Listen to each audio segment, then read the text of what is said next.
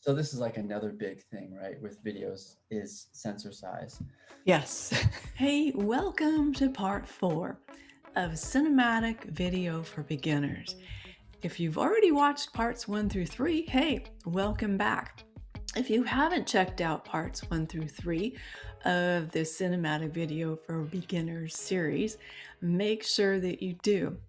Again, I'm hanging out with Bryen Trawick, the director of an amazing short film called The Void.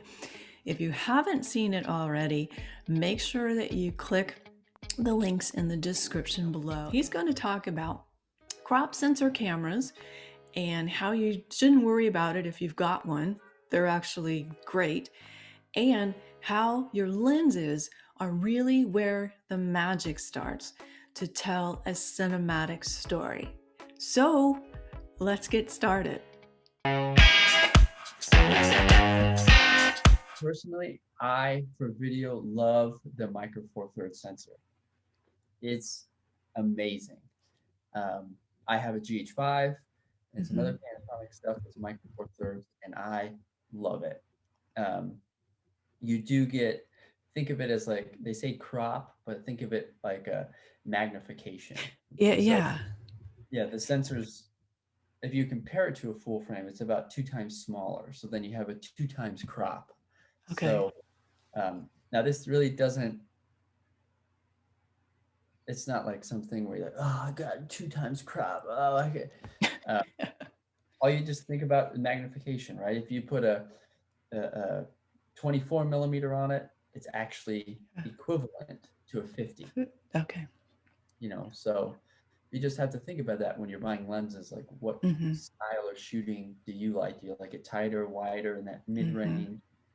Um, So, if you were shooting the void with a Micro Four Thirds, you would have just adjusted the lenses, correct? mhm. To get the same look. Yep. Okay. So it's just the lens is perhaps where the magic starts, right? In Yeah, I think these. that, yeah. Okay. Um, yeah, I think that's back to the lens thing. I think that's really where, the Void could have been shot on GH5. It could have been shot on Mm-hmm. Canon or anything. But then it's like, but how do you get, how could you get those close-ups where the camera's all the way in the back of the studio, but you're getting Mm-hmm. a close-up on her feet? So Mm. you have to know, like, okay, well, what kind of lens? You just adjust Yeah. to that. And Mm-hmm. yeah, and that's for me, and that's even, some people say, well, prime lenses are best for video. You don't really Yes. use zoom lenses. Mm-hmm. For me, it's whatever best fits the job. Mm-hmm.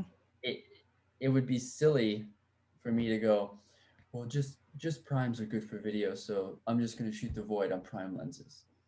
Yeah. It Yeah. makes my job a lot harder, versus, Mm-hmm. okay, well, I'm on the 70 to 200, so we can get wider if we need to, but then also punch in almost Mm-hmm. the same shot. Mm-hmm. Uh, I think stuff like that, I think we should think about, when we go or even start a project, or Mm-hmm. talk to a client or something like that. There's all these tools that we have available, and why not use them? Right. Right. Do you have favorite lenses that you use, or are they kind of compartmentalized per what your job? Like if you're shooting a wedding, you want to do this, or Um, yeah, I mean, I definitely have lenses that I like to shoot, mm-hmm. um, but I think it just depends on what I'm shooting. You know what I'm saying? Mm-hmm. Uh, like on the GH5, one of my favorite lenses is they make a 10 to 25. Okay.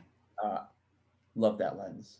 Same Mm-hmm. thing with the S1H. They had that 16 to 35, Mm-hmm. and they're pretty close range wise to each other. Uh, Okay. Yeah. so I kind of like that a little bit wider, kind of not Mm-hmm. too zoomed in. Mm-hmm. Mm-hmm. And that's because I like to, even when I'm shooting, uh, a film or something like this, sometimes I like to be closer to the talent. I feel like sometimes it's more intimate, so I like to shoot just a little bit wider Hmm. versus, all the way back here, zoomed in. Right, right. You don't get that same feel or emotion. So, Hmm. um, yeah, that's semi wide to semi telephoto, I think is probably my favorite range of lens. What would you say if you could do your top three list of the things that you need to focus on, no pun intended, to to get cinematic look for anybody for that matter, no matter the camera? What Yeah. would you do? So the three things that would help you get a more cinematic image would be